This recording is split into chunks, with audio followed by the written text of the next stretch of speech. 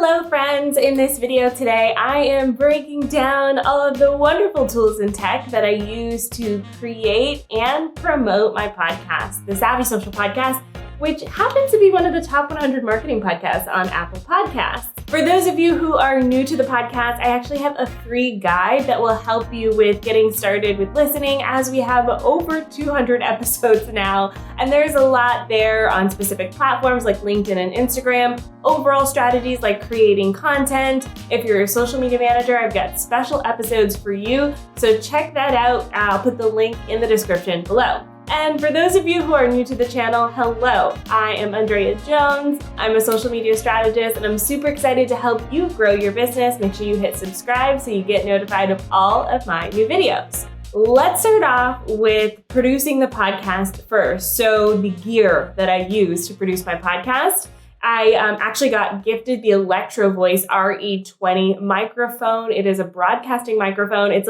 what a lot of folks use in the radio business. It's a really heavy duty microphone and I love how it makes my voice sound smooth like butter. I've actually had people comment and leave reviews on how they like the way that my voice sounds in the podcast. And that's because of this microphone. I absolutely love it. And I have an unboxing and review video that I'll link in this video as well. Next up, I use the Focusrite audio interface to take that microphone and connect it to my computer. This interface helps balance things like gain so that I don't kind of blow out the microphone and the audio sounds amazing. I will say this, connecting that microphone to the audio interface was a challenge for me. I deep dove into a ton of YouTube videos to figure it out.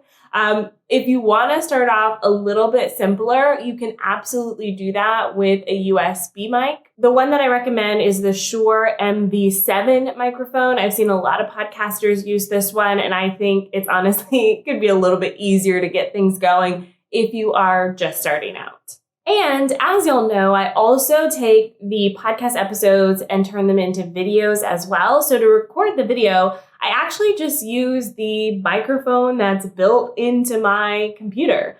I have the latest Mac desktop computer, heavy duty processing so that I can record audio, video, share my screen, do all of the things and have all of the functionalities going at the same time. So I just use the built-in camera, which is a 1080p camera, I believe. It's a high quality camera, y'all. So I just use the one built into my computer. The last thing that I use to really make my videos pop is I use studio lights. Now there's a lot of videos on YouTube about lighting and lighting techniques. And I have found that just having really bright lights works the best for me. So I use the newer panel studio lights. I got them off Amazon and I have 4 of them and I just strategically place them above my camera so that there's not a reflection on my glasses because I wear glasses and I don't want to have light bouncing off of them. I also buy glasses that are anti-reflective so that they don't have that glare coming across in the camera. All right, so that's my gear. Let's talk about software. So I used to record my podcasts on Zoom, but I was finding that there is a bit of a lag. So Zoom records things based on internet speed, and honestly, they're really a meeting platform. So while that was a great thing for me to start off with, as I was improving the quality of my show, I wanted to improve the quality of my interviews. I also had some funky things happen with Zoom one time where files just disappear out of nowhere and we had to re-record those podcast episodes. There's also a few where there was supposed to be video and there's no video because the Zoom ate them. I don't know where they are. So now I use iris.fm, which is a really powerful tool for recording podcast episodes, especially if you have guests. Iris.fm has a really neat studio functionality so that it's recording audio and video individually for each person, but it also produces the final product for you if you want to just use the audio and video as is. What I like about Iris FM as well is that it records it natively on the user's side. So one time, actually in one of the recent episodes, the person that I was recording with had really bad internet issues. So their video and audio was able to record on their side. It took like half a day for those high quality files to upload, but we didn't lose anything because of their poor quality. We were still able to produce that podcast episode. What I like about Iris.fm is that entire process is streamlined on both my end and the guest's end. And it's really, really simple as far as user interface goes. So nothing complicated or confusing for my guests. All right, so that's producing the podcast. Now, I am very grateful to my amazing team who edits the podcast. When I was editing the podcast, I was using GarageBand and iMovie. And I think if you're starting out, those two things are great. I've also heard Audacity to be another great editor. You can also use platforms like Descript as well if you want to have that transcript functionality available to help you in the editing process. But I don't edit my podcast anymore, so I'm not going to speak too much on that process because I hired the experts to do it for me. Next up, I want to talk about promoting the episode once it's live. This is a huge piece of the puzzle that's really important to me when it comes to the podcast. So yes, I am creating this asset, but I gotta make sure people are listening to it. So the first thing that I do with each episode is I upload it to my website. I create a show notes page. So for example, you can go to onlinedrea.com/200 and find episode number 200. The show notes page has everything from the podcast, the video, the audio versions, links to different platforms, links to anything that I mentioned in the episode and more. So that's what I use to build that out. WordPress and my website is using a Blue Chic template. Oh, I love Blue Chic.